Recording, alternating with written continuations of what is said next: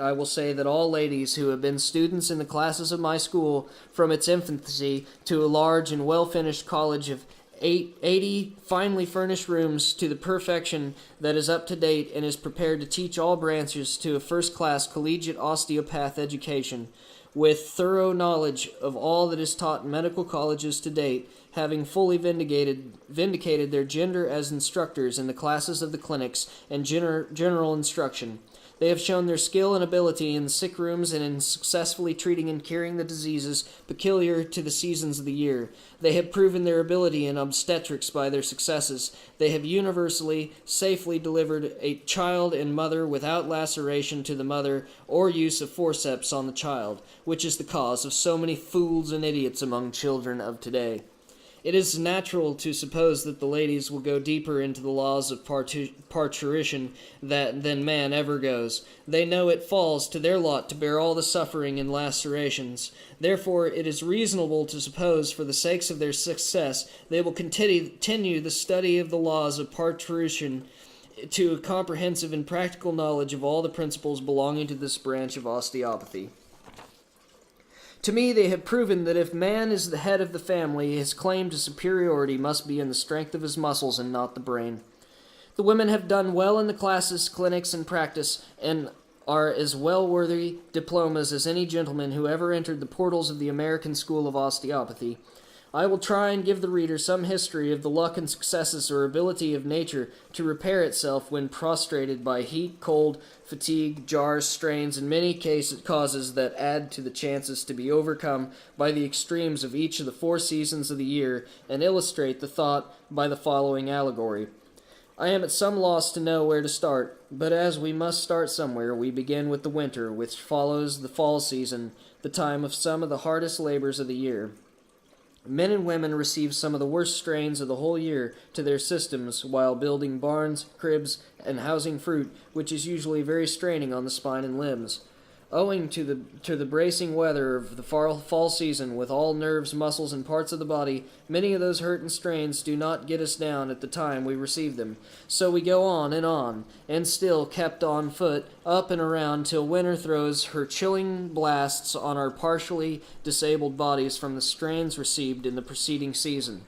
These hurts and strains have disabled our resting forces so much that we are unable to withstand the winter storms. First there is a complaint of feeling tired, aching of bones, back, and head, till we have a chill, pleurisy, and pneumonia. Then we are off for the doctor and preacher.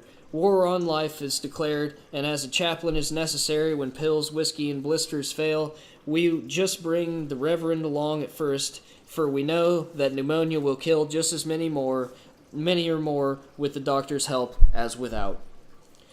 With all this knowledge of 40 years' observation, I, with some misgivings, turned my boy, the Joshua of osteopathy, loose and told him to go into the fight and help that feeble woman out of misery and restore her to her loved ones from that monster, pleuropneumonia. You, like Joshua of old, must command the sun and moon of death to stand, and they will stand, if you know how to command the army of victories. Joshua answered, Well, Pa, I will try and report tomorrow how osteopathy succeeds with pneumonia. So this little fellow ran to the lady's bedside and got Pneumonia by the arm and said, Why are you torturing this poor little woman? Pneumonia grinned at Joshua and answered, I will torture her as long as I please, and you can't save her from a single pain, you saucy little pup. Josh put his finger on the sensory nerves and told him to go on with his pain if he could. He said, How can I give her misery if you don't let me have the nerves to do it with?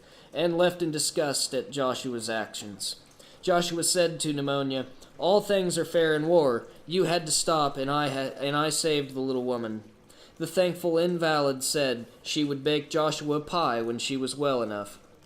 Just as she made this promise, a woman ran to the door and called for Dr. Joshua, saying she had 4 children and her father, all in bed with side pleurisy.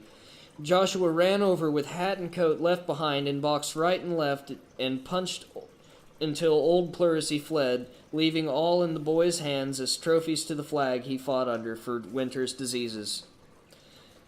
Oh, how he made measles, diphtheria, scarlet fever, and all those things emigrate and quit playing that she bare among the children. Josh said to diphtheria, I want you to stop annoying these little children, for they must go to school, and no more of your meddling with them."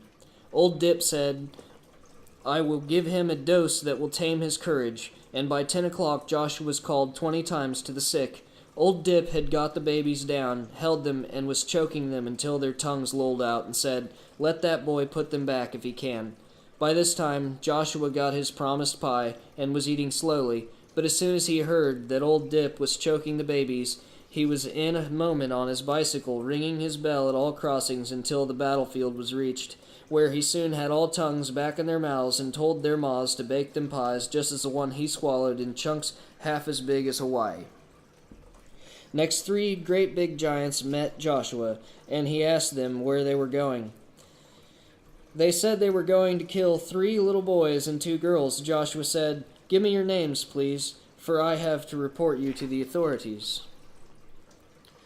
The meanest one said, "My name is Scarlet Fever. I live on little blue-eyed, fair-skinned children."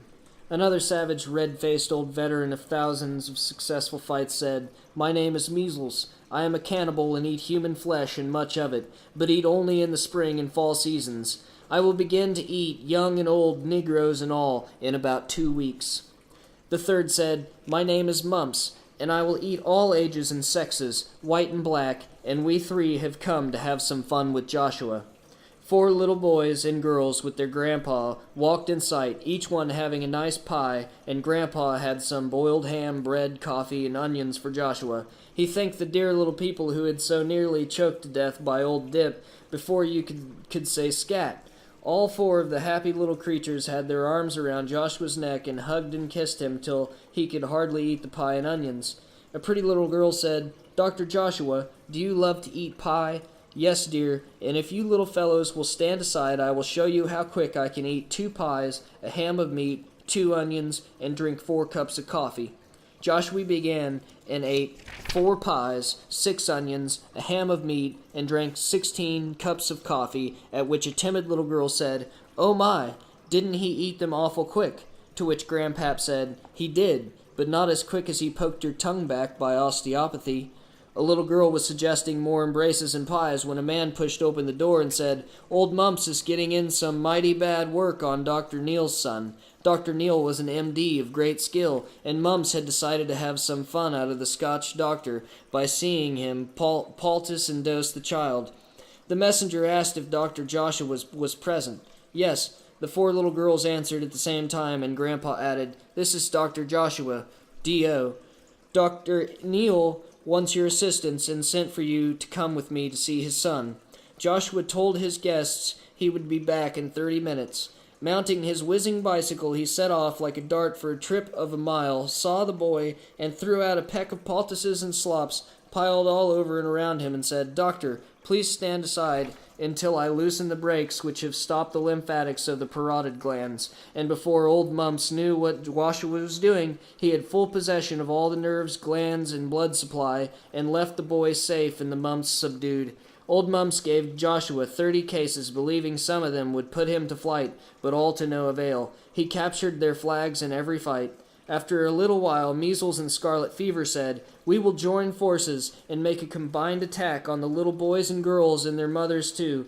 Then he won't brag and eat pies. We will wait until Sunday and see 6 or 8 at once. This case will be in rich families where they believe in medicine, and when Dr. Josh comes, the invalids will be stuffed with drugs, for old Dr. Jones don't know when to quit piling them in, and as Dr. Josh don't know anything about drugs, we will see him scratch his head." Sunday morning came, and Joshua shaved, slicked up, and dressed to go to church, as he had promised the little fellows.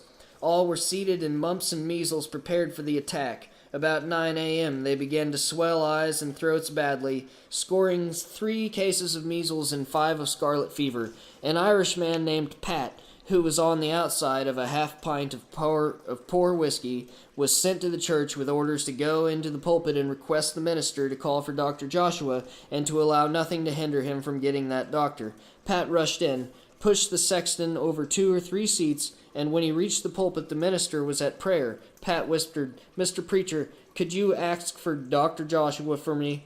The minister made no answer, which enraged Pat, who felt that it was a case of life and death, and he must have Dr. Joshua. Then Pat boxed his ears and said, "Ye old blatherskite, did you hear me? I want ye to stop blathering and ax for Dr. Joshua." Joshua was pointed out to Pat, and he took him and hurried back to where measles and scarlet fever were getting in their work. He had all cases sound and were well long before the minister's ears quit ringing from Pat's boxing. Measles and scarlet fever lost their flags again and did not get the laugh on Joshua for his ignorance and failures, even when measles and scarlet fever combined with systems full of drugs made the attack. By this time, spring diseases has failed to baffle Joshua, and he was ready to play with the little girls and enjoy the flowers of summer. The flux began to sicken a few babies and others, and Joshua said to the mothers, "Do this and that, and flux cannot kill your little ones." Having followed my son Joshua through all 4 seasons of the year, and never known his flag lowered in defeat, I will end the allegory at this point. He believes and fights under the flag that nature wove for man when he was placed on earth. It is the law of God given to man to heal the sick. Basic principles must at all times precede each philosophical conclusion. Thus you have a center, and with a string you can draw a circle, inside of which all evidences of the truth you wish to establish may be found. A truth is like a machine made for a purpose. All parts must be in place and power applied to suit, and that machine fails to perform the service for which it is designed, and the object is lost.